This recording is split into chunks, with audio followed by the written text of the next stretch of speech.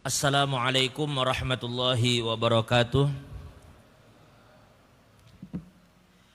Ila hadratin Nabi Muhammad sallallahu alaihi wasallam wa ala alihi wa sahbihi dzurriyyati ummatihil kiram, khususan ila ruhi jami' masyayikhina inna makanu, thumma khususan ila ruhi muallifi hadzal kitab anna Allah yataghashshahum birrahmah wal maghfirah wa yu'idu alaina min barakatihim wa asrarihim wa anwarihim wa ulumihim wa nafahatihim fid dini dunya wal akhirah.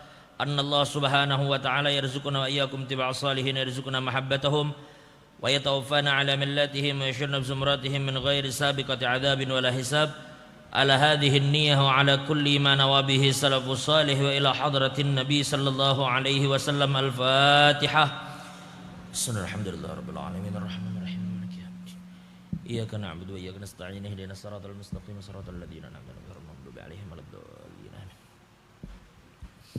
Bismillahirrahmanirrahim. Alhamdulillah rabbil alamin wassalatu wassalamu ala asyrafil anbiya'i wal mursalin sayyidina wa habibina wa syafi'ina wa maulana Muhammadin wa ala alihi wa sahbihi ajma'in.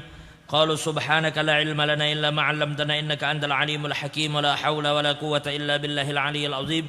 Rabbi shrah li sadri wa yassir li amri wa hlul 'uqdatam min lisani yafqahu qawli. Wa qala al muallif rahimahullahu ta'ala wa nafa'ana bihi wa bi 'ulumihi fid dharain amin.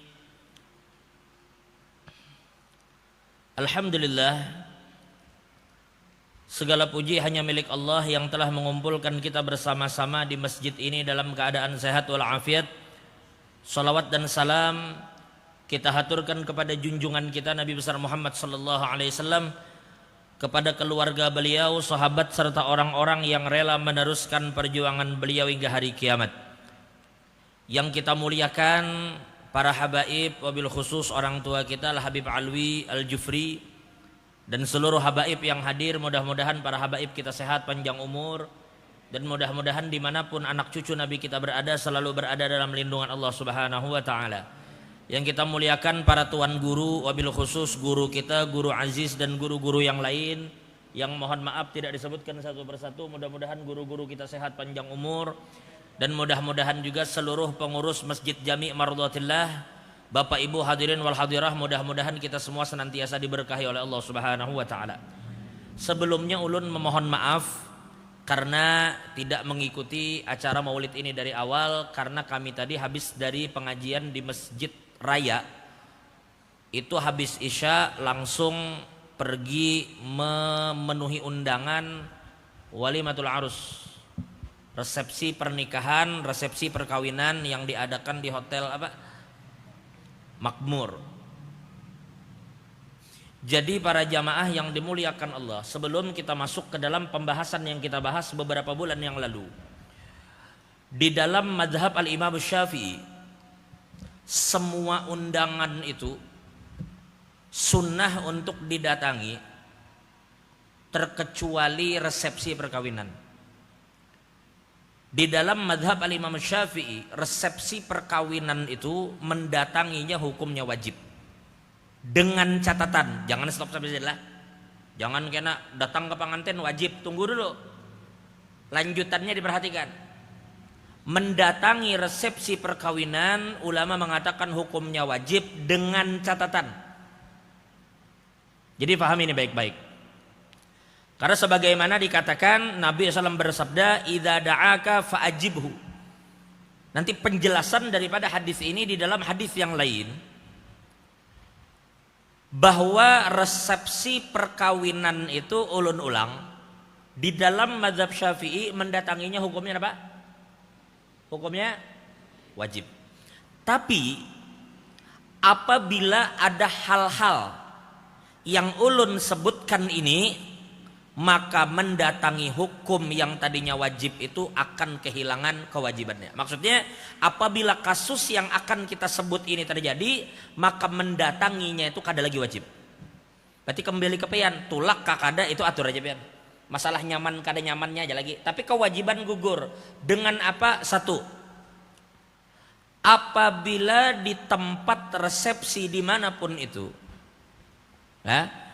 terdapat misalnya kemungkaran, bebinian, bebuka aurat, bernyanyi-nyanyi di hadapan lelaki dalam keadaan aurat terbuka, berjingkrak-jingkrak, berjoget-joget di hadapan lelakian. Nang besa saweran. Tahulah sawer. Jangan pura-pura kada tahu dah. Hah?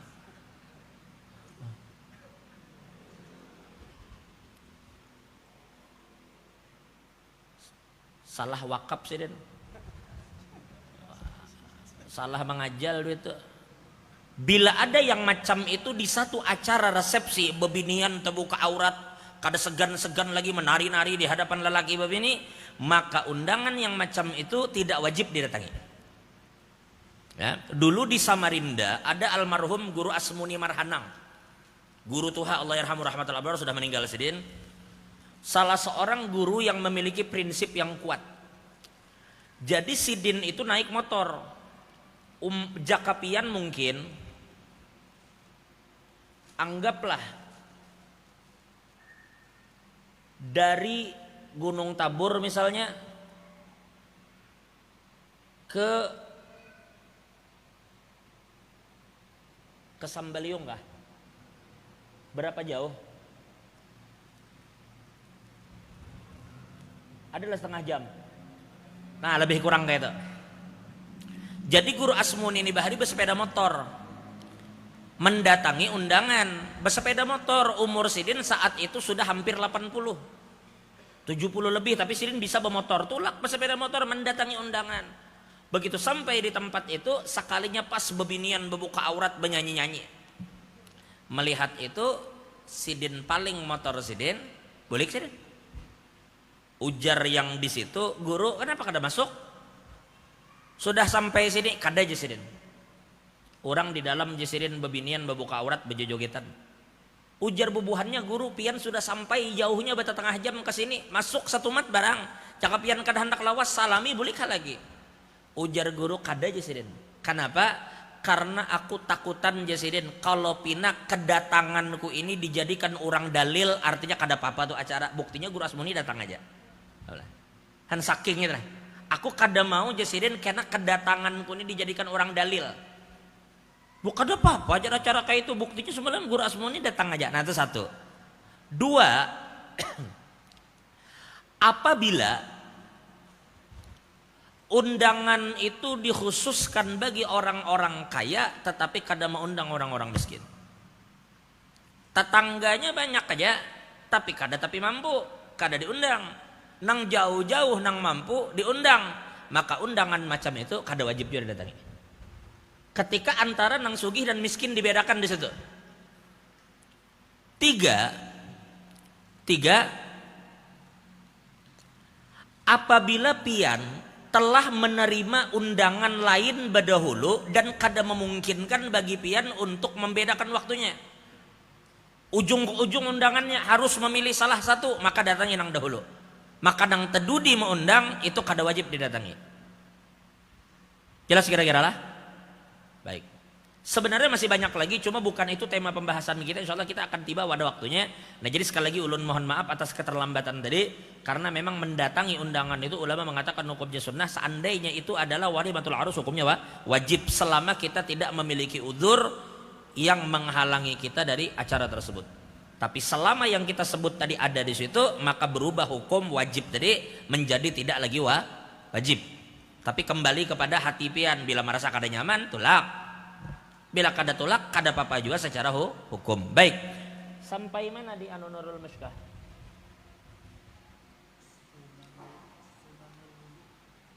Guru ulun mohon maaf guru lah, kita ulun yang itu sehingga di Samarinda ulun pakai yang sunanul.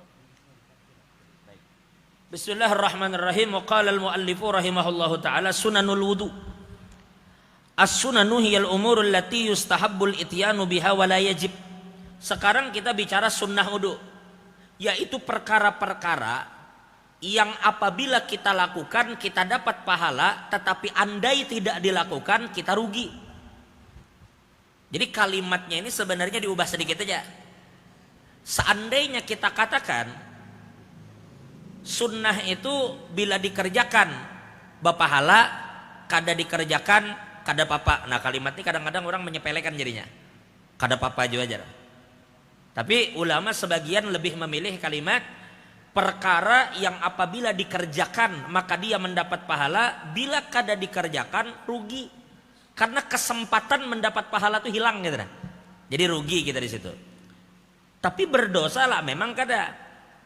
Falau tarakal mutawaddi'u syai'an minha sahha wudu'uhu, yang seandainya orang yang berudu meninggalkan apa yang akan kita sebutkan ini, maka udunya tetap sah. Lakin fatahu syai'un minas thawab, tetapi ada pahala yang dia kecolongan dan tidak mendapatkan pahala itu. Wa sunanul wudu'i katsiratun, dan di antara sunnah wudu itu sangat banyak. Di antaranya at-tasmiyatu wa yaqulul mutawaddi'u bismillahirrahmanirrahim wa takunu tasmiyatu awwalal wudu walau nasiyaha fi awwalihi atabiha fi asna'ih. Satu, ketika berwudu pian disunnahkan untuk membaca bismillah. Kapan itu dibaca? Di awal. Pian kan berwudu kalau di sungai atau di keran pasti tangan dulu kan dibasuh.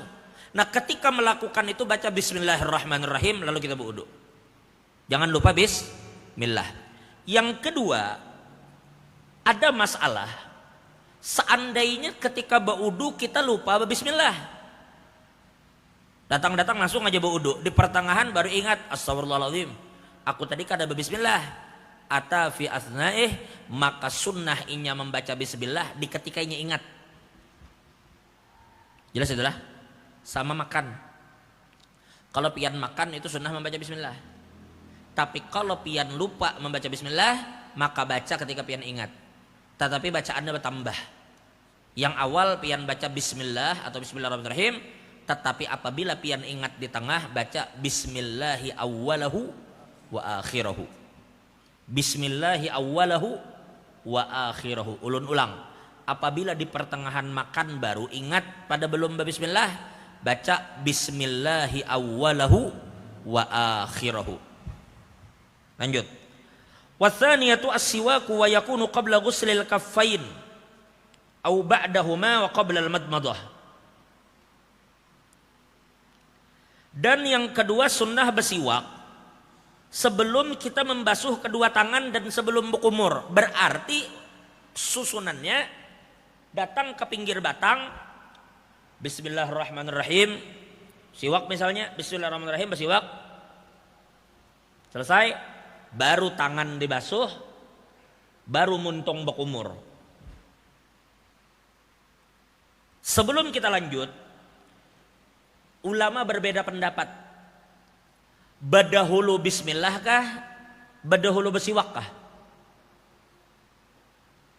Ada ulama yang mengatakan berbismillah duluan. Berbismillah dulu. Kenapa? Karena ujar Nabi kullu amrin dzibalin la yubda'u fihi bi bismillahirrahmanirrahim bahwa abtar ay aqta ay ajdam. Setiap perkara yang tidak dimulai dengan bismillahirrahmanirrahim, maka perkara itu kurang berkahnya. Makanya di awal kita baca bismillah. Tapi ada juga ulama yang mengatakan bersiwak dulu baru bismillah. Kenapa? Karena ujar mereka sunnah bersiwak sebelum membaca kalimat yang baik. Semacam Al-Quran atau zikir. Sedangkan bismillah adalah ayat daripada Quran. Maka sebelum itu jadi sidin bersiwak dulu. Tapi mayoritas ulama lebih memilih berbismillah dulu baru bersiwak. Baik. Tapi kalau mendengar ada guru lain memadahkan bersiwak berdahulu hanya berbismillah, pian jangan heran. Perbedaan pendapat itu disampaikan untuk mengolah hati kita lapang ketika menghadapi perbedaan itu terjadi di sekitar kita, bukan terburu-buru menyalah-nyalahkan orang. 3, ghuslul kaffain ila rusghain. Sunnah hukumnya membasuh kedua telapak tangan sampai ini nah. Apa ngarannya orang nyambet nih? Pergelangan tangan. Jadi ketika pian bismillahirrahmanirrahim bersiwak, langsung kita membasuh tangan sampai ke sini. Sunnah tuh. Selanjutnya al-madmadatu wa tustahabbul mubalaghatu fiha li ghairi shaimi wal muradu bil mubalaghah ayyudiral ma'a fi jami'i famihi wa amma shaimu fal mubalaghah fi haqqihi makruhah. Yang keempat, sunnah pian memasukkan air ke mulut. Al-madmadah, madmadah itu maksudnya memasukkan air ke mulut di kumur-kumur. Wa tustahabbul mubalaghatu fiha, dan disunnahkan mubalaghah itu kalau bahasa Banjarnya behimat. Tahu behimat? Bahasa Indonesianya apa behimat tuh? Jadi umpama maaf lah, air ini kita masukkan mulut sudah penuh baru anu kan? Behimat apa behimat bahasa Indonesianya? Ayo, apa behimat? Kalau begaruk tuh kan begini. Kalau behimat tuh, ya itu behimatnya. Ya kuat lah bahasanya pokoknya. Jangan yang biasa, sekedar yang biasa gitu. Bujur-bujur diputar air itu di dalam. Nah itu mubalaghah namanya. Fil madmadah. Sunnah itu hukumnya. Untuk apa? Untuk menghilangkan kotoran-kotoran di mulut. Setelah itu buang airnya. Buang. Ini hanya berlaku bagi orang yang sedang tidak puasa. Sampai ke sini sampai buang. Itu sunnah bagi yang tidak puasa. Ini pahami baik-baik. Ulun ulang sekali lagi. Madmadah, bismillahirrahmanirrahim, bersiwak, cuci tangan, ambil air, kumur di mulut, lalu buang. Itu sunnah bagi yang tidak puasa. Adapun yang berpuasa Ramadan ngena, maka cukup madmadah biasa, buang, dan makruh hukumnya behimat. Sudahlah cari aja seorang artinya behimat itu apa? Makruh hukumnya behimat. Ulun kebingungan aja apa. Makruh hukumnya berlebihan di dalam madmadah. Kenapa? Karena begini, seandainya pian madmadah, bismillah, lalu ini puasa nih, kada sengaja teminum, kada sengaja teminum, kada sengaja, maka hukum puasanya batal. Meskipun kada sengaja, karena dari awal ini sudah diwanti-wanti jangan berlebihan dalam berkumur. Sama mandi, berenang, menyelam di waktu puasa itu hukumnya makruh. Kalau pasti air tidak masuk. Tapi kalau menyelam, teminum, kada sengaja, ulama katakan batal. Kenapa? Karena ini sudah diwanti-wanti dari awal jangan berenang dalam keadaan menyelam. Besar potensi teminum. Ngerti lah? Kalau kita hanya sekedar kumur biasa, tiba-tiba tidak sengaja teminum, itu lain cerita. Dengar petir takajut teminum, sedangkan ini tidak berlebihan, itu tidak mengapa, dimaafkan. Tapi bila sudah dimakruhkan, dilanggar teminum, maka ulama di dalam mazhab Syafi'i mengatakan puasanya batal. Nah, jadi perhatikan, bila berkumur-kumur puasa biasa saja, ambil air, buang langsung. Adapun bila tidak puasa, silahkan behimat sampai ke sini, habis itu buang. Yang kelima, al-istinsyaku wa tustahabbul mubalaghatu fihi li ghairi shaim, sama. Kama marra fil madmadah wal muradu biha ayyajdzibal ma'a bi nafsihi ay bi nafsihi ila a'la anfih. Yang kelima, sunnah istinsyak. Istinsyak itu menyedot air dari hidung. Isap sampai paling ujung. Tapi jangan ditelan habis. Mun pian telan habis pedih belakang nih. Sampai habis hidung, itu buang. Bagi yang tidak puasa lagi. Tapi bagi yang puasa cukup biasa keluarkan langsung, kada usah disedot dalam. As-sadisah, yang keenam, mashu jami'ir ra'si. Sunnah hukumnya membasuh seluruh kepala. Menyapu seluruh kepala sunnah. Padahal yang wajib semana?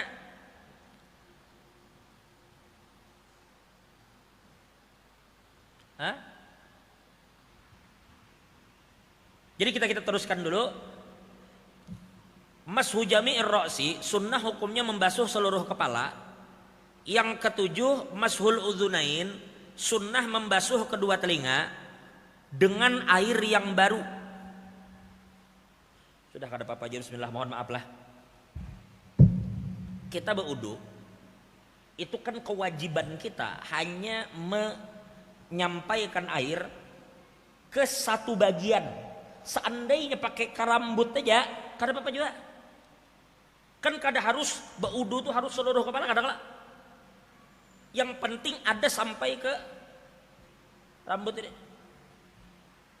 Andai kata juga sayang kalau pina rusak jambul, kesini kada apa-apa. Ambil baju sini. Sayang, maka sudah pakai pomade sih. Kesini kada apa-apa sudah. Atur aja di bagian kepala manapun begini. Tapi sunnahnya bang, sunnahnya tidak begitu. Sunnahnya ketika kita basuh tangan 3 kali, setelah itu ambil air, langsung sapukan ke seluruh kepala. Jelas? Langsung sapukan ke seluruh kepala 3 kali. Tidak yang begini, tapi langsung begitu nah. Setelah itu sapu juga telinga. Menyapu telinga, satu caranya ambil air, sapukan, gosok dengan air yang sama. Satu, ambil air, sapukan ke kepala, lanjut ke telinga, ambil lagi ke kepala, ke telinga. Cara pertama. Cara kedua, basuh aja seluruh kepala, baru telinga lagi dengan air berbeda. Ada 2 cara. Dari cara itu mana yang afdol? Di dalam mazhab Syafi'i, menurut mayoritas ulama Syafi'i, yang afdol adalah telinga itu menggunakan air yang berbeda dengan kepala. Kenapa jadi kita sunnah begini? Jadi ada perbedaan di 3 mazhab. Menurut mazhab Syafi'i cukup begini. Kita selama ini kayak apa?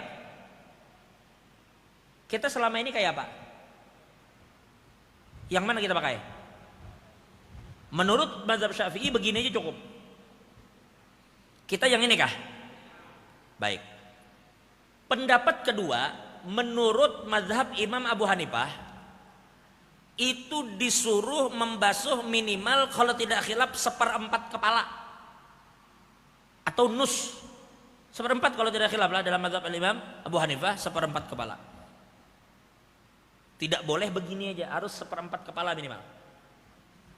1/4 apa setengah, kena dicek dalam mazhab Imam Abu Hanifah. Di dalam mazhab Imam Malik wajib seluruh kepala pulang. Nah jadi dalam mazhab Malik tidak boleh begini, harus seluruhnya. Nah jadi ketika kita membasuh seluruhnya, maka berarti wudu kita tuh sah menurut Syafi'i, menurut Hanafi, menurut Maliki dan Hambali. Jadi kalau pian begini itu sempurna wudu pian.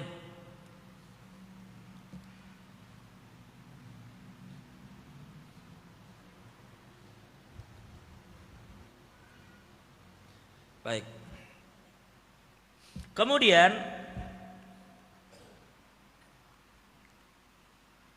as-saminatu at-taslits, yang ke 8 sunnah hukumnya at-taslits, yaitu 3 kali di dalam membasuh setiap basuhan. Bi ayyukarrira ghusla hadhil a'dha salasa marrat, 3 kali. Bapak Ibu, yang air musta'mal bila kita habis berwudu, itu ujar ulama adalah air yang terpisah dari tubuh dengan basuhan wajib. Basuhan pertama yang membasuh itu, bilanya masuk banyak tebulik ke dalam gayung atau ke dalam ember, maka itu yang apabila banyak kena akan menyebabkan banyu itu menjadi musta'mal. Kita kan sudah bahas dulu apa musta'mal dan bagaimana mentakdirnya. serta perbedaan pendapat ulama terkait hukum banyu sudah kita bahas dulu lah. Jadi kada perlu lagi kita ulang. Apa ujar Imam Ghazali terhadap air musta'mal? Apa ujar Imam Haddad terkait air musta'mal? Apa ujar Imam Malik terkait air musta'mal? Tapi kalau kita berwudu yang sunnah, maksudnya basuhan kedua ketiga itu sunnah, maka air itu yang terbulik ke dalam ember sedikit pun tidak akan menyebabkan musta'mal. Jadi yang kembali ke dalam ember ini air basuhan yang sunnah, itu tidak menyebabkan musta'mal. Baik.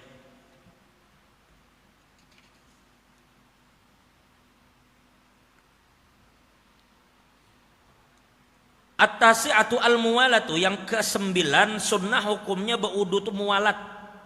Muwalat itu al-mutaba'atu fi af'alil wudu bi ay yaghsilal udwa at-tali qabla jafafil mai' anil udwi sabiq. Yang dimaksud muwalat, ulun ulangi, sunnah berwudu itu muwalat antar anggota. Maksudnya adalah segera membasuh anggota tubuh berikutnya sebelum air itu kering. Habis basuh tangan kanan, basuh kiri. Habis kiri, kepala disapu. Habis kepala, kemudian telinga disapu. Yang sudah-sudah ya, telinga. Baru batis kanan, baru batis kiri. Andai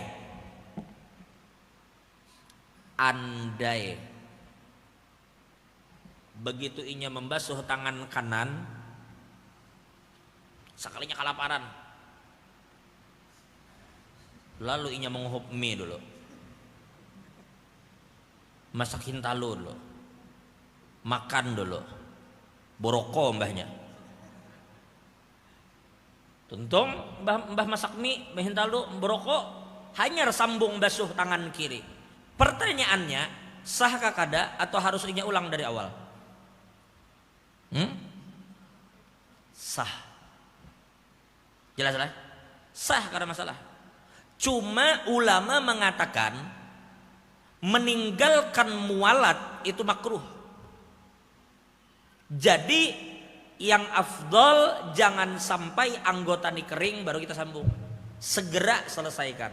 Tapi sekali lagi, andai berwudu bebasuh tangan kanan, sekalinya anak menangis di ayunan, langsung namanya ibu-ibu buka sidin mayun anak dulu sampai ampih menangis, baru berbulik lagi ke wadah wudu menyambung tangan kiri, kada apa-apa. Kalau kita bicara bolehkah? Boleh.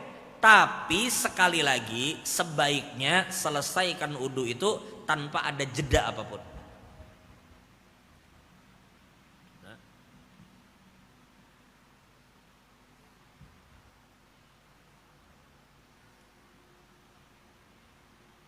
Yang kadang-kadang macam-macam aja orang memagat wudu nih.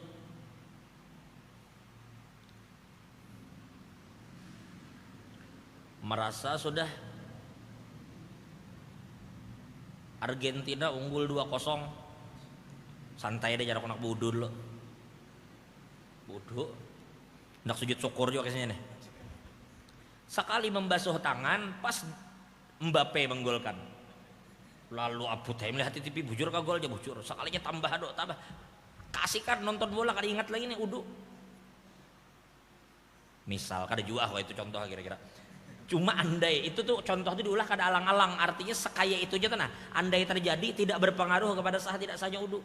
Hanya berpengaruh kepada abdol tidak abdolnya. Tidak mempengaruhi sah tidak sahnya. Sama seperti sembahyang Jumat. Sunnah baju putih. Andai kata ulun datang memakai baju batik, sahlah sembahyang Jumat. Jadi pakai baju batik itu tidak ada pengaruh terhadap sah tidak sahnya Jumat, tapi ada pengaruh terkait kesunnahan dan keafdolan mengikuti salat Jumat. Baik. Kemudian yang ke-10, Ad-dalku bi ayyumirra yadahu ma'al ma'i 'alal adha. Ke-10 adalah sunnah hukumnya menggosok. Andai kata pian koler beudu tuh kayak ini jenah di keran. Ini aja wudu. Mbah tuh tangan kiri gini nah. Mbah tuh batis buka keran. Nah jar batis. Itu aja. Sudah. koler pada tangan nih kena. Hana bogo gosok tuh koler tangan kayak ininya nah di anu keran nah. Batu batis kayak ininya nah. Maka yang afdol adalah gosok adalku. Nah batis di anu bujur diselat-selati kalau perlu nah gitu nah di anak. Nah seperti ini. Kenapa? Karena menggosok ini wajib dalam mazhab Malik. Dalam mazhab Maliknya wajib. Makanya kita ini keluar dari khilaf. Lah, jadi ada perbedaan dalam mazhab Malik dengan kita yaitu masalah membasuh seluruh kepala dan adalak. Jadi sunnah gosok, jangan mengkakai itu tangan. Jelas? Baik. Kemudian sebagian ulama mengatakan apabila kita mengambil air dari sungai, maka ambil air dan alirkan begini. Sebagian ulama mengatakan begitu. Ini sepakat ulama. Kalau air itu kita yang ambil, maka langsung begini, alirkan dari sini. Dan ini seluruh ulama sepakat. Tapi jika airnya bukan kita yang ambil tapi dituangkan, entah orang yang megang cirat atau dari keran, nah ini ulama beda pendapat. Pendapat pertama mengatakan sama. Karena perintah Al-Quran lah jelas ilahnya itu mereka katakan menunjukkan urutan. Menurut mereka makna ilah itu. Berarti ujar mereka kalau dikatakan ilal marofik berarti tetap dari manapun arah air tetap ambil dengan tangan ini gulirkan ke bawah. Itu jika airnya mengucur, pahamlah? Ulun ulang sekali lagi. Lebih baik ulun mengulang-ulang pian muyak daripada kadingat.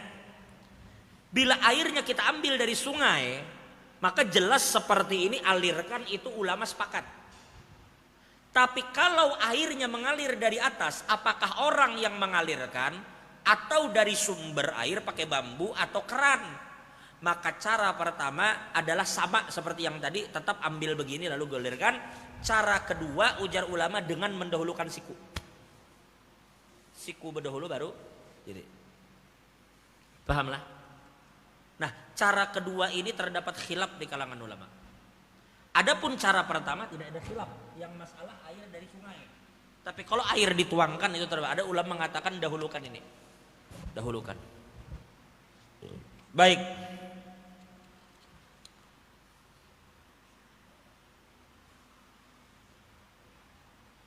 Al-hadiyata asyarah yang ke-11 tarku tanshifil udwi illa li udhrin ka'an kana al-ma'u baridan falau dashafa bi ghairi udhrin kana khilafal aula. Dan ujar ulama dianjurkan untuk tidak mengelap air udu, air bekas udu. Jangan dilap bedanya. Habis ya. Kada usah dilap lagi pakai handuk. Ujar ulama melap itu hukumnya khilaful aula. Khilaful aula itu tidak sampai ke makruh. Tidak sampai makruh, tetapi itu tidak menjadi pilihan yang utama karena diutamakan untuk tidak ngelap, jangan dilap. Kecuali memang harinya dingin. Beudu di Bromo. Naik ke Gunung Bromo dingin. Lalu baudu, pak dingin benar, lalu lap supaya banyu itu hilang. Nah itu ada uzur. Tapi kalau tidak ada uzur, jangan dilap. Keberapa lagi? As-tsaniyata asyarah ke-12 ad-du'a ba'da faragil wudu, yaitu berdoa setelah berwudu dengan doa yang sudah pian ketahui. Di antaranya asyhadu an la ilaha illallah wahdahu la syarikalah wa asyhadu anna Muhammadan abduhu wa rasuluh. Allahumma ja'alni minat tawwabin wa ja'alni minal mutatahhirin. Wa ja'alni min ibadikas sholihin. Subhanakallahumma wa bihamdika asyhadu an la ilaha illa anta astaghfiruka wa atubu ilaik. Atau doa apapun yang pian hafal.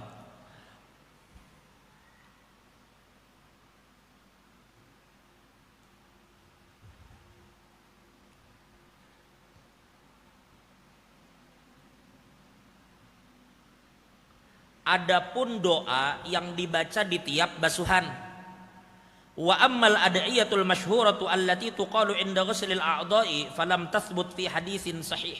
Lakin qala jama'atun minal ulama la ba'sa biha. Wastahabbaha akharun li'anna ad-du'a matlubun umuman fala yunkar 'ala man yaquluha wa man arada ma'rifataha falyuraji kitab al-azkar lil Imam an-Nawawi. Adapun bacaan di tiap anggota, basuh muha ini bacaan, basuh tangan ini bacaan, basuh ini bacaan, basuh batis, semua doa itu ujar beliau sebenarnya memang tidak bersumber dari hadis yang sahih. Tetapi doa itu tidak diingkari untuk dibaca. Kenapa? Karena memang berdoa itu dituntut kapanpun kita berada, di keadaan mana, apalagi dalam keadaan berwudu. Maka ujar Sirin, siapa yang membaca doa itu jangan diingkari. Barang siapa ingin mengetahui hal ini lebih detail, ujar Sirin, maka silahkan inya membuka kitab Al-Azkar yang ditulis oleh Imam Nawawi. Kitab Azkar itu para jamaah penting. Catat ini baik-baik. Pian tulak ke toko buku. Apakah di Samarinda apa di Berau adalah toko buku banyak aja lah. Kadada. Tapi sekarang bisa online.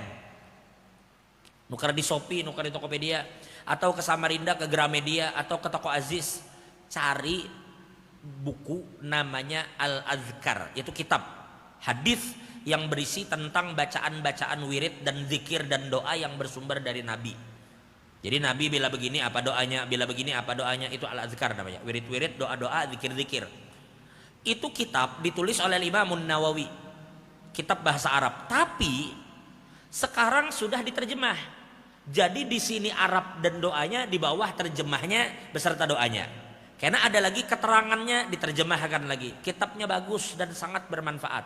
Sampai-sampai ulama mengatakan bi'idar washtaril azkar. Jual rumahmu, gunakan uangnya untuk membeli kitab Al-Azkar. Saking pentingnya. Ujar ulama, seandainya kamu tidak bisa membeli kitab terkecuali harus berjual rumah, jual rumah, tukari kitab itu. Kitab namanya Al-Azkar. Apalagi hari ini kitabnya tidak mahal. Mungkin 100.000, mungkin kurang, mungkin lebih sedikit tergantung cetakan. Tapi kitabnya sangat bermanfaat karena itu kitab khusus membicarakan tentang zikir-zikir dan wirid-wirid yang bersumber dari Nabi dan para sahabat. Baik. Termasuk keutamaannya, barang siapa membaca ini keutamaannya ini disebutkan dalam azkar.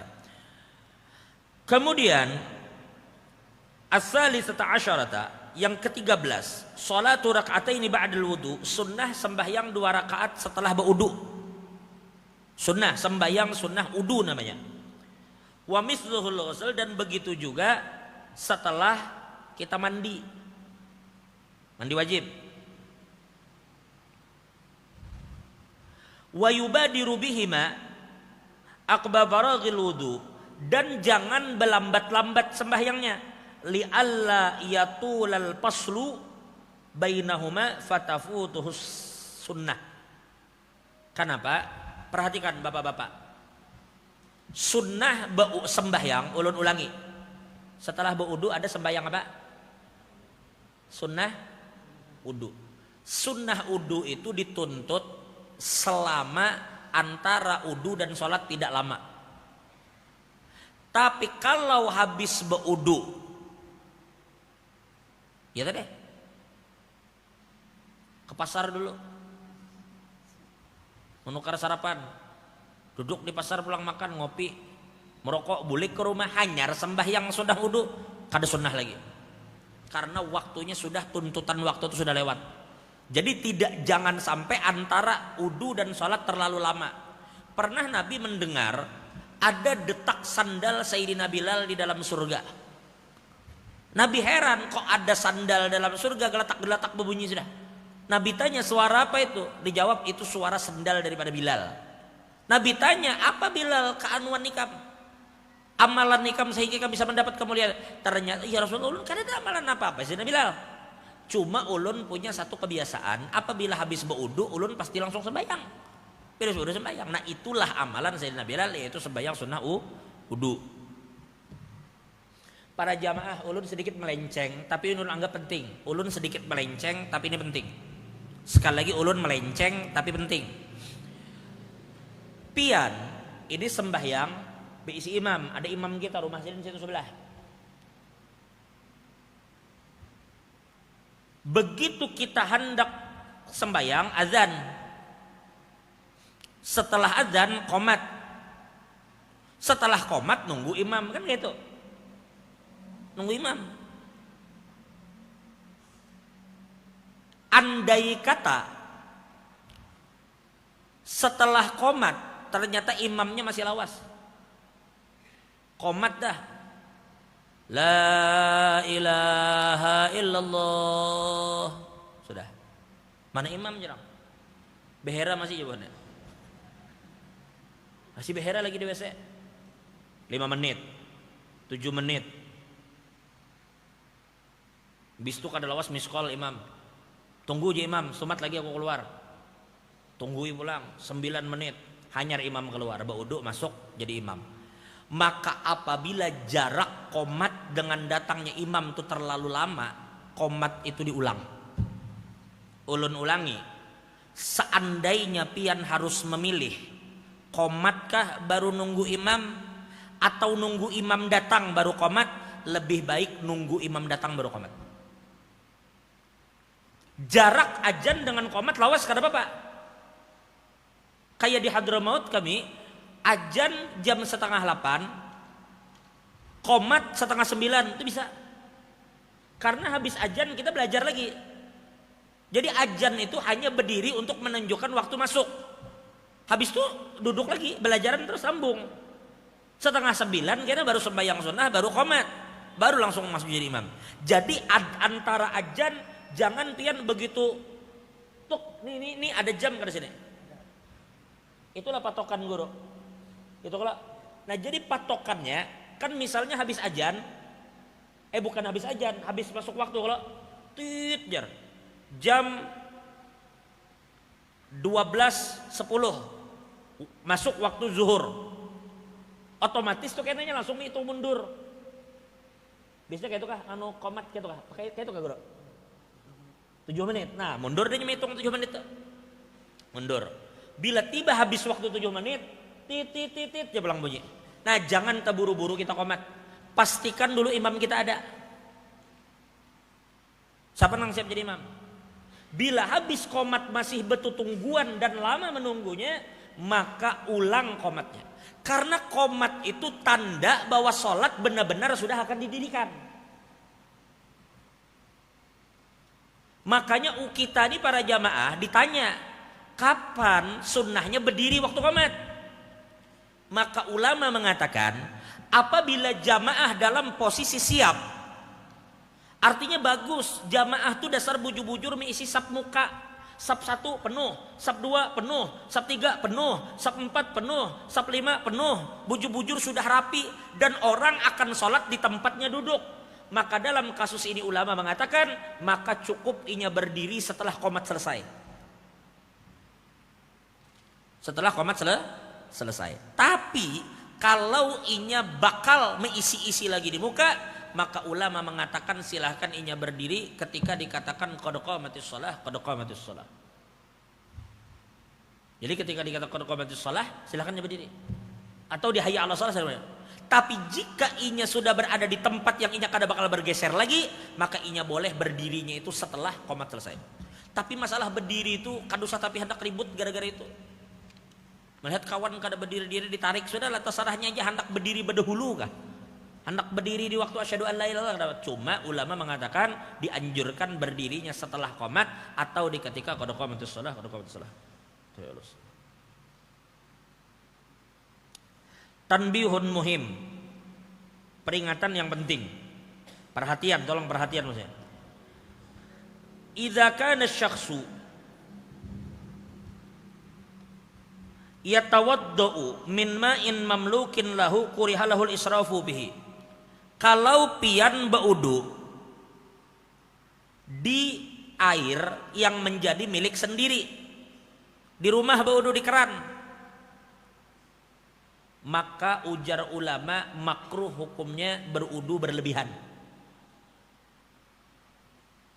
Membasuh muha aja segayung, segayungan dihabis, sibur sekali basuh. Padahal pun pintar-pintar siram sedikit sudah penuh muha sekali. Habis itu pakai banyu itu lagi siram muha 2 kali. Habis itu banyu itu lagi pakai 3 kali. Segayung itu cukup 3 kali basuh muha. Tapi mentang-mentang hidup di pinggir sungai, ambil segayung, pur siram sekali itu hanya. Ambil ser sekali. Bila berlebihan begitu, kalau itu air milik pian sendiri, itu makruh hukumnya. Makruh.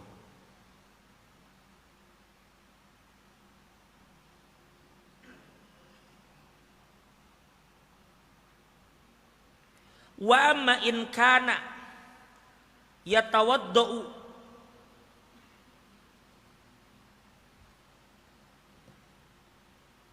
min ma'in mamlukin li ghairihi mulkan khasan fatajuzu ziyadatu ala qadril hajati idza adzina malikuhu aw alima asy-syakhsu ridahu bidzalik. Adapun bila beudu pakai banyu kawan, banyu urang pakai beudu, nah, maka kita boleh memakai air itu apabila pemiliknya itu ridho, mengizinkan, atau kita yakin inya ridho. Maksudnya kayak ini, ulun ini dengan Abah Haji Majidi misalnya beparakan rumah akrab mana, rumah behigaan, sudah terbiasa ujar Haji Majidi kan pakai jamat jadi banyuku, artinya sudah biasa hendak baju jamur sembarangan di jamuran sidin, atau misalnya ada kupiah sidin di teras ulun pakai aja langsung, atau ada banyu tuh ulun. Hal-hal seperti itu ulama katakan jika memang ulun baudu banyu keran ulun mati, banyu keran sidin nyala, pas sidinnya lagi tulak, ulun pakai langsung, tapi ulun tahu yakin bakal ridho, maka ulama mengatakan boleh secara fikih. Tapi secara tasawuf bagi orang nang berada di dalam makam apa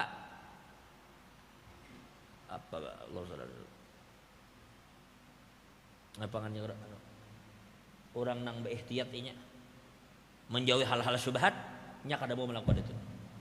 Tapi secara fikih bila kita yakin inya bakal ridho, boleh dipakai.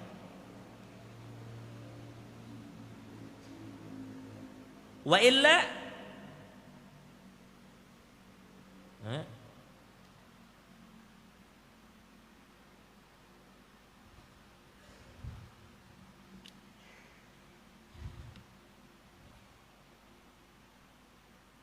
ini mohon maaf lah, ini tandai jago di situ kalimat bawah nih. Perhatikan. Di sini dikatakan wa in kanal milku ghairu khasin. Jika air itu yang kita gunakan berwudu bukan milik perorangan, bukan milik khusus seseorang. Kalau ulun tadi kan jelas pakai banyunya Pak Haji Majidi. Ini kada, ini air yang tidak dimiliki khusus oleh seseorang. Kama il masjid, seperti banyu masjid. Itu kan bukan milik perorangan, tapi milik wakaf bersama lah. Kama il masjid, seperti banyu masjid. Awil ma'il mauquf li hajatin nas, atau air sumur yang diwakafkan untuk masyarakat umum. Banyu wakaf. Maksudnya itu banyu yang memang disiapkan untuk orang banyak, seperti banyu masjid ini. Tandai fayajibu alaihi al-iktisaru ala qadri hajatihi minal udu'i wa ghairihi wa yahrumu alaihi al-israf. Wajib hukumnya inya menghemat sehemat mungkin menggunakan air itu untuk keperluan hajatnya di dalam wudu atau selain wudu, gunakan seperlunya. Apabila berlebihan tanpa berpikir menggunakannya, maka hukumnya haram. Haram, jangan sembarangan makanya. Ini maaf para jamaah lah, wudu, berbuka keran, basuh muha, sekalinya kawan higa mandiri. Hat-trick Mbappe belum tadi belajar. Hat-trick, masalah Mbappe hat-trick dibawa pakai sahmas wudu. Tapi untung aja jar, Argentina juara juga masih Piala Dunia aja. Sambil wudu pakai sahan, banyu keran maka berjalan terus nih. Berarti inya membuang-buang banyu tuh,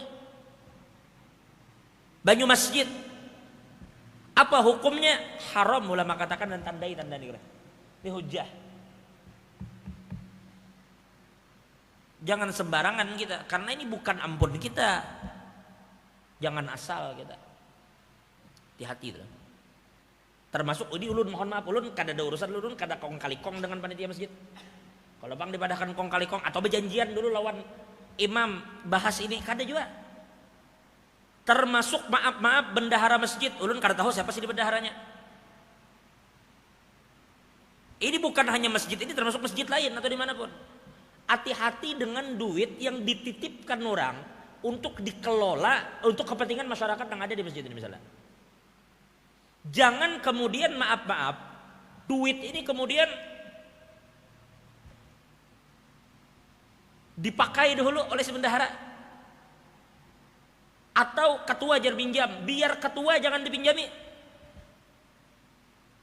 atau siapapun. Mana kau meminjamkan sesuatu yang bukan milik kita, kayak apa kisahnya?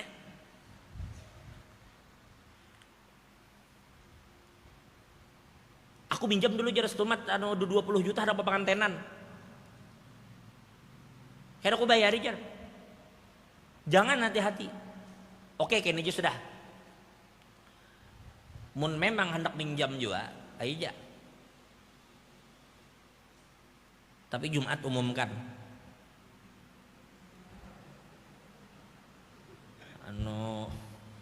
Kan ada laporan.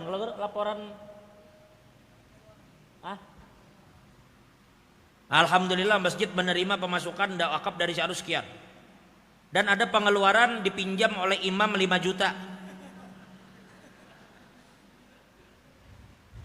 Nah itu kakun lah, karena bakal hagon amun kayak itu kan usah. Jadi hati-hati itu. Hati-hati masalah itu. Karena kita diamanahi itu. Jangan sembarangan pengelolaan. Makanya ada nadir, ada tim. Memang bolehlah menggunakan, boleh uang itu boleh digunakan selama itu ada kaitan untuk kemaslahatan. Kita di luar tuh buhannya jamaah sudah membeludak, itu kanopi itu bila kada di kanopi panas tukar. Maka panitia sepakat untuk itu, karena makanya ada panitia emang ditunjuk khusus untuk mempertimbangkan hal-hal yang mengambil keputusan tentang duit yang dititipkan tadi. Lalu mereka tuh nabuhannya duit di situ tuh tuh kurang tuh. Lawan kasihan bebinian di belakang tuh mulai kepanasan selacam, kita perlu nambah kipas angin atau perlu kita tambah AC atau ambal kita nih kurang selacam. Andai pun harus berhutang, buahnya wani berhutang, itu kada apa-apa. Maksudnya berhutang dengan toko. Bayar dulu, karena bila ada dapatan kami itu tuh lain ceritanya. Tapi untuk hal-hal, makanya maaf bendahara pun kada boleh asal-asalan menukar tanpa kesepakatan nadir. Karena bendahara itu bukan pengambil keputusan. Ini hanya mempersiapkan duitnya manakala duit itu siap untuk digunakan. Maka ada nadir, ada penanggung jawab, ada tim yang mereka rapatkan, kita perlu dana nih buahnya. Jadi Jumat sudah membeludak jamaahnya. Itu motor-motor jamaah semalam ada kejadian helm hilang, ayo kita tukarkan CCTV. Kada bapak tukarkan CCTV supaya jelas melihat atau kita membayar security atau apa, ada kaitan. Berapa kita butuh duit? Kita butuh 2 juta, sampaikan ke bendahara keluarkan duitnya. Bukan bendahara yang kemudian memutuskan berdasarkan keputusan seorang, kada itu caranya. Jadi karena perlu juga ini dibahas tentang fiqhul masajid, tentang hukum-hukum yang berkaitan dengan masjid. Ini mohon maaf karena hukum itu lurus para jamaah. Hukum itu kada kawa dibelok-belokkan. Kalau bang itu kawanku jar nanggawi ya hukum ke kiri lah sedikit, kada kawa. Hukum ini lurus, bila pian mahalangi hukum pian kena. Jadi hati-hati terutama dalam hal-hal itu. Makanya dikatakan di sini apabila air itu kepemilikannya tidak khusus, seperti air yang kita gunakan ampun masjid atau manapun, maka tidak boleh menggunakan air itu berlebihan untuk hal-hal yang tidak penting sama sekali. Baik, lanjut.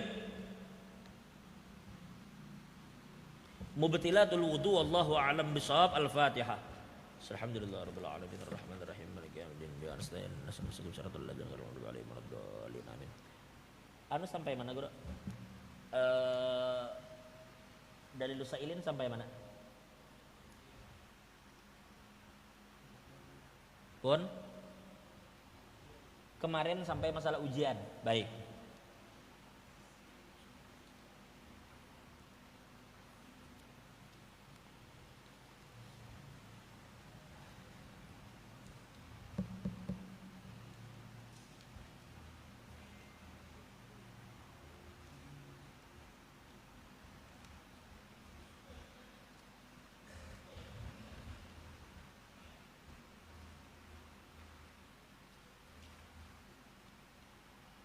Karena minggu depan, bukan minggu depan, bulan depan Rajab masih lah, bulan depannya Sya'ban.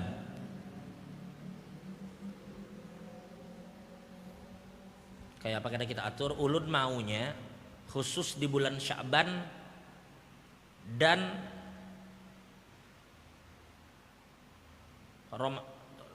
entah Rajab Sya'ban lah, karena kita lihat ulun maunya pengajian kita bersambung khusus di waktu itu. Kita bermaghrib bersama, habis maghrib kita pengajian, kita isya bersama, habis isya kita pengajian. Karena ulun ingin selesaikan semua yang berkaitan dengan bab saum, bab puasa. Karena kita akan masuk Ramadan. Itu satu, apakah itu mungkin di Rajab kira? Jadi untuk bulan itu ulun kada berpengajian di luar Bardhatillah. Hanya di Bardhatillah maghrib kita berimbai, bis itu kita lanjut, bis itu isya kita berimbai, bis itu kita lanjut. Jadi sebelum tolak ke masjid makan dulu kanyang-kanyang. Satu. Dua, begitu juga insya Allah kalau Allah berikan kita umur panjang, sehat afiat di bulan Sya'ban dengan izin Allah. Di bulan Sya'ban kayak itu juga. Kita maghrib isya. Lah maghrib isya untuk membahas zakat dengan ini loh, zakat fitrah khususnya dengan izin Allah SWT. Jadi mudah-mudahan kita bisa membawa modul, jadi bahasan itu kayak daurah, kayak seminar, tapi khusus untuk itu kita di bulan itu, karena hanya untuk kajian saja dari maghrib sampai isya, sambung lagi sampai selesai terkait dengan hukum fikih puasa dan begitu juga fikih zakat. Jadi kita stop dulu masalah wudu, insya Allah dengan izin Allah kita sambung setelah hari raya Idul Fitri dengan izin Allah. Karena mempelajari tentang satu hukum sebelum kita melakukan perbuatan itu dan akan melakukan itu hukumnya wajib para jemaah.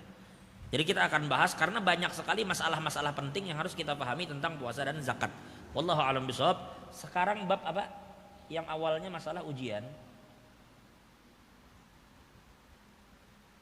Habis ujian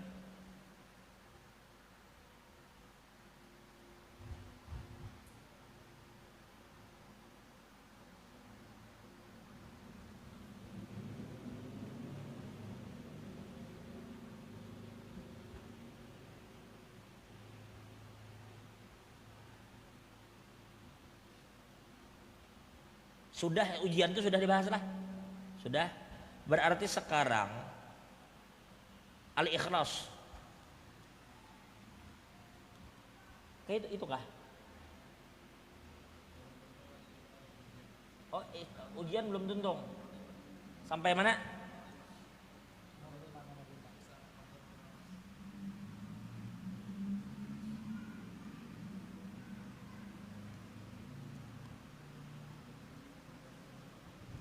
Sampai mana sudah?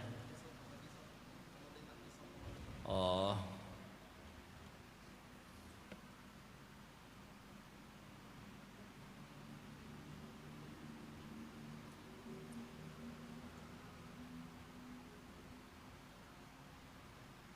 Ini masalah Sayyidina Abdullah bin Abbas buta lalu dihulu-hulu orang menyambati kebutaan Sidin. Jadi beginilah, ini kitab Dalilus Sailin. Sebenarnya dia per tema. Jadi tema awal kita bicara istighfar, karena ikhlas, masalah ujian. Jadi ketika beliau membahas ujian, beliau akan tuliskan ayat-ayat Al-Quran yang berbicara tentang ujian hidup. Baru beliau baca hadis tentang ujian. Baru kena perkataan ulama tentang ujian. Baru kena cerita-cerita tentang ujian.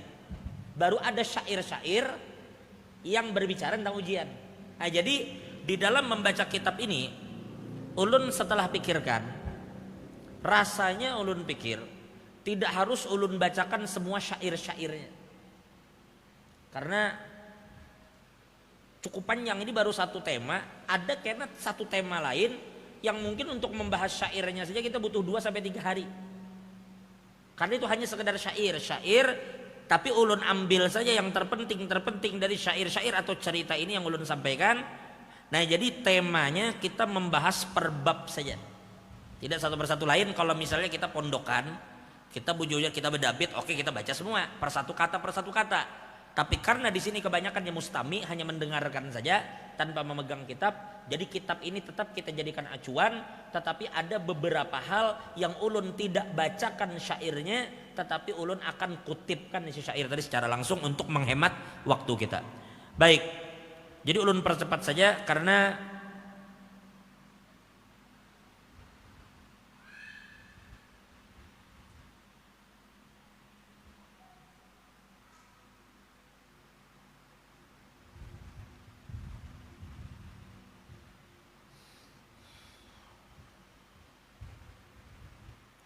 kita masuk saja langsung ke dalam bab ikhlas.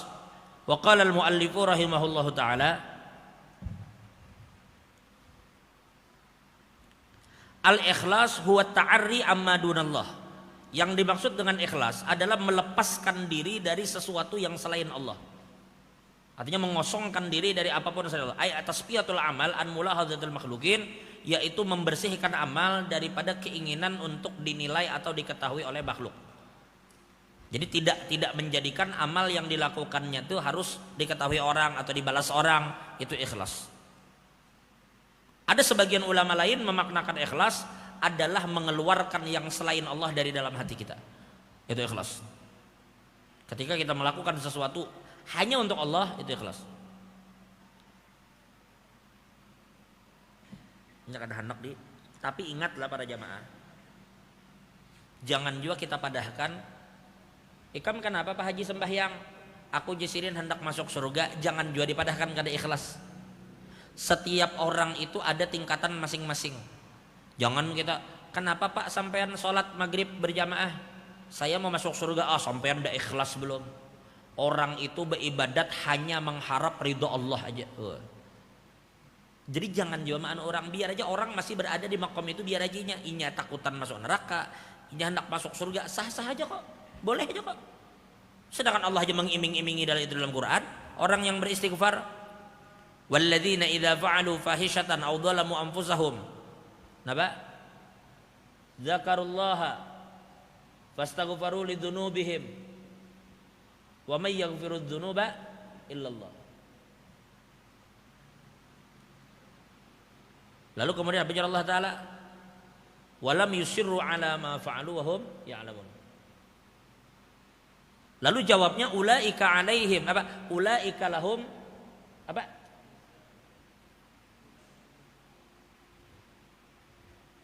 Ulaika jazaohum maghfiratun min rabbihim wa jannatun tajri min tahtiha al-anhar khalidina fiha wa ni'ma ajrul amilin. Allah sudah mengatakan bila orang minta ampun balasannya adalah ampunan dan surga. Jadi surga itu memang Allah menyiapkan. Andai dikejar kada bapak, bila orang ngejar surga jangan dipadahkan kada ikhlas.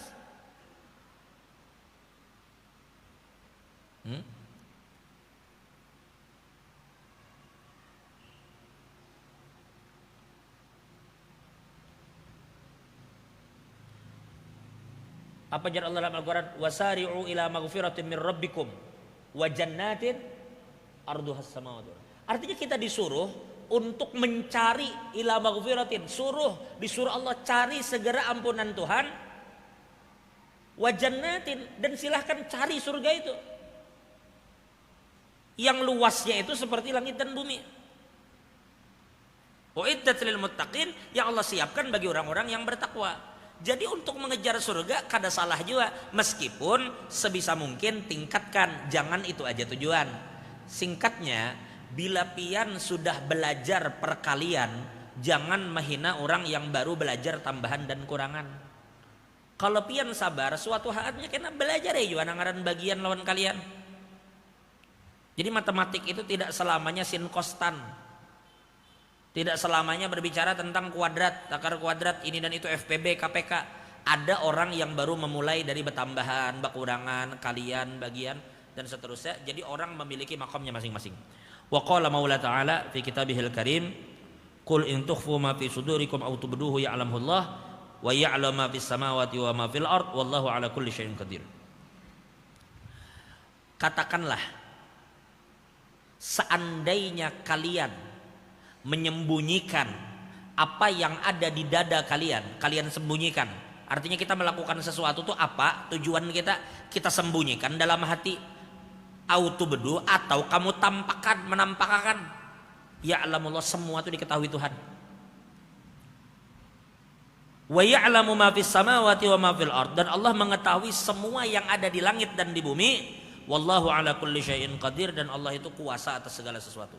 Jadi jangan merasa Allah itu tidak. Makanya lah ini para jamaah, para ulama itu mereka tuh terkadang bila disambat atau dicela atau di apapun, mereka itu masa bodoh dengan penilaian orang. Dan kadang juga mereka tuh merasa harus klarifikasi, dipitnah orang, setelah dipitnah kalau pang harus klarifikasi. Kadang juga mereka kadang terpikir atau gitu.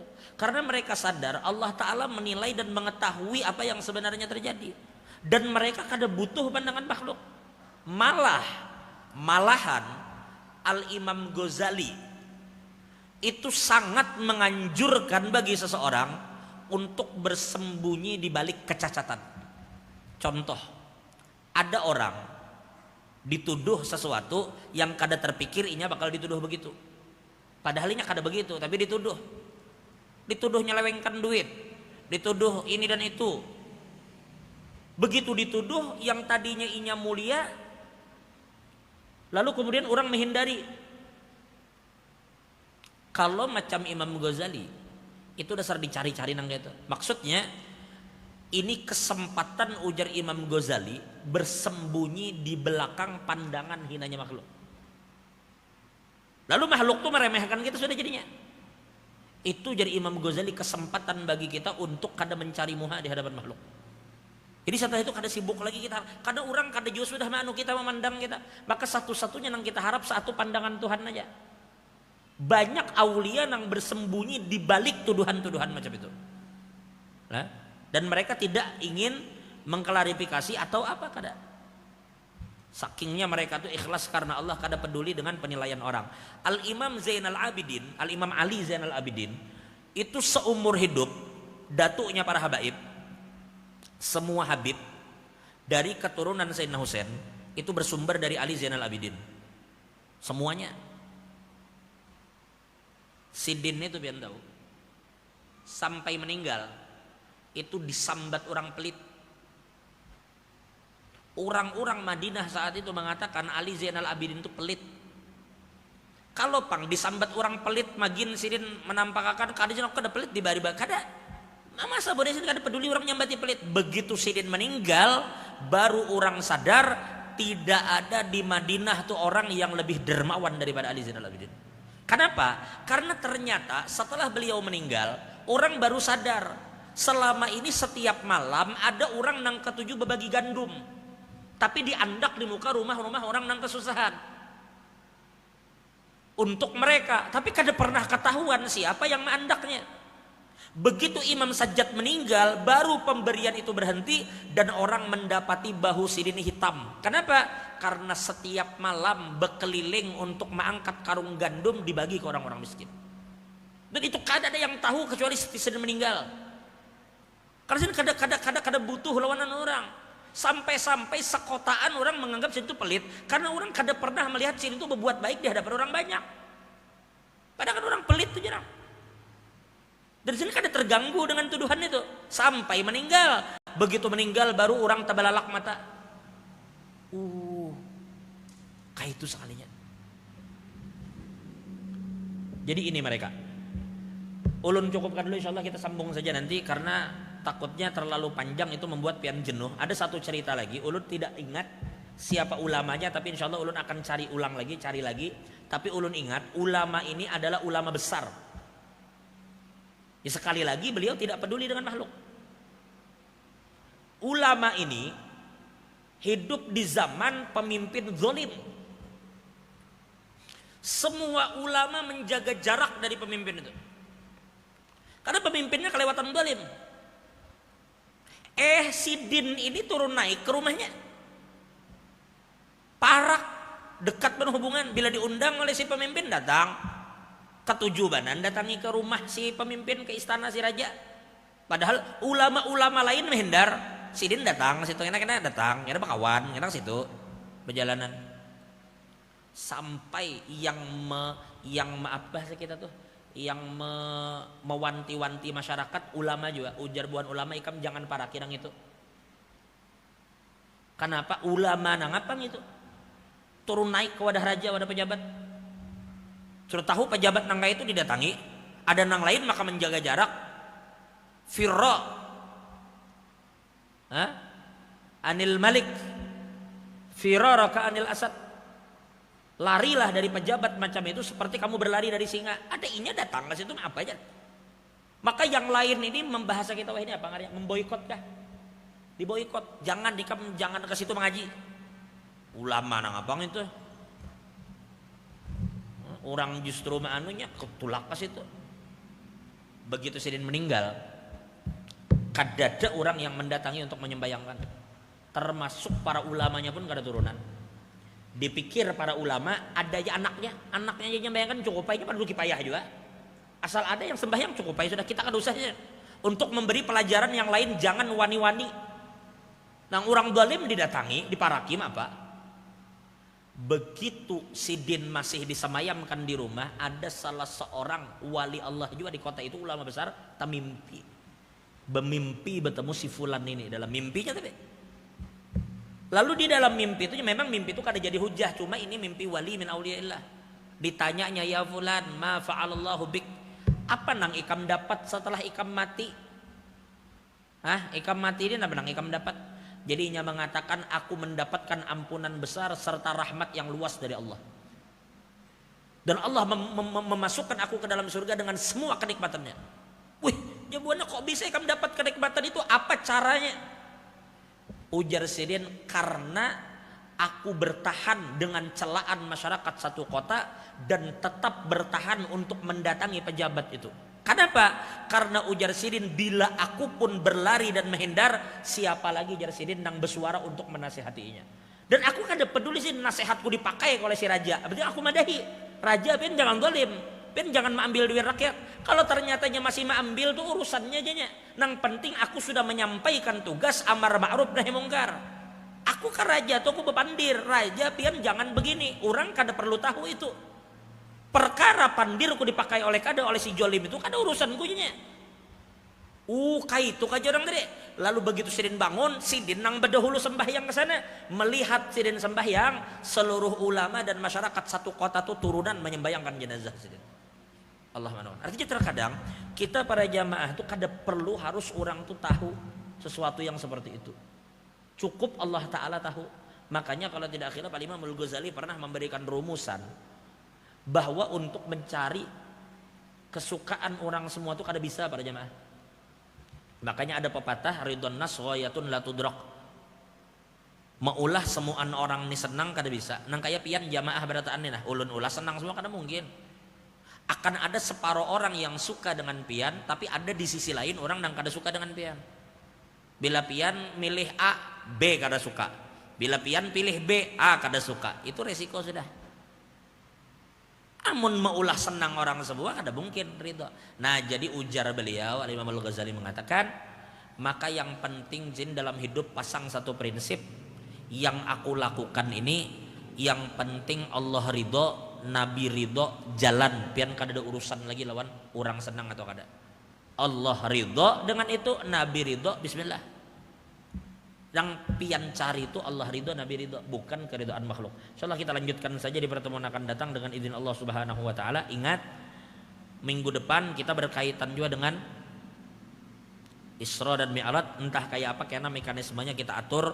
Insyaallah kita disampaikan kepada jamaah. Apakah kita tetap mulai habis Isya atau kita mulai dari maghrib, kita Isya berjamaah lalu kemudian dilanjutkan ba'da Isya, wallahu a'lam bishawab. Insyaallah nanti ada aja kabar yang insyaallah akan dikabarkan oleh kawan-kawan kita yang lain, wallahu a'lam bishawab. Mudah Allah mengampuni dosa kita, Allah tutup segala aib dan kekurangan kita. Ada yang ditanyakan tadi masalah wudu dan sebagainya kada ada. Cukup. Kalau Pak ada yang ditanyakan masalah wudu tadi atau apa? Cukup aja kada ada.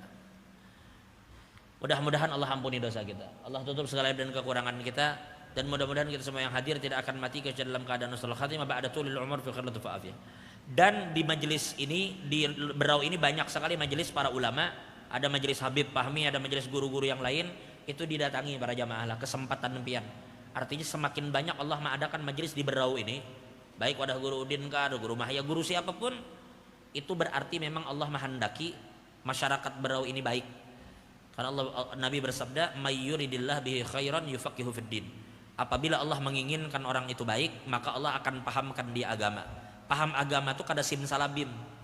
Ada proses. Adanya majelis-majelis, madrasah-madrasah itu adalah asbab orang menjadi paham agama. Bila majelis diperbanyak, madrasah diperbanyak, para ulama diperbanyak, itu boleh jadi asbab Allah menginginkan kebaikan untuk masyarakat Berau ini. Itu insyaallah. Mudahan Allah berikan kita kesembuhan atas penyakit zahir batin. Mudah-mudahan kita semua sehat afiat, diberkahi Allah Ta'ala, mati dalam keadaan husnul khatimah ba'da tulil umur fi khairin wa afiyah. Ala hadhihi niyyah ala kulli man nawabihi sallallahu alaihi wa hadratin nabi al-fatihah. Bismillahirrahmanirrahim. Alhamdulillahirabbil alamin wassalatu wassalamu ala asyrafil mursalin sayyidina Muhammadin wa ala alihi washabihi ajma'in. Allahumma astur uyubana wa uyub muallimina anna wa la tudhib barakatu ulumi man Allah majal jamana ju'an marhuma tafarraqana min ba'di tafarraqan ma'suma wa la taj'al fina wa la minna wa la ma'ana syaqiyan wa la mahruma. Rabbana atina fid dunya hasanah fil akhirati hasanah wa qina adzabannar. Wa sallallahu ala sayyidina Muhammad wa ala ali sayyidina Muhammad. Alhamdulillahirabbil alamin. Taqabbalallahu minkum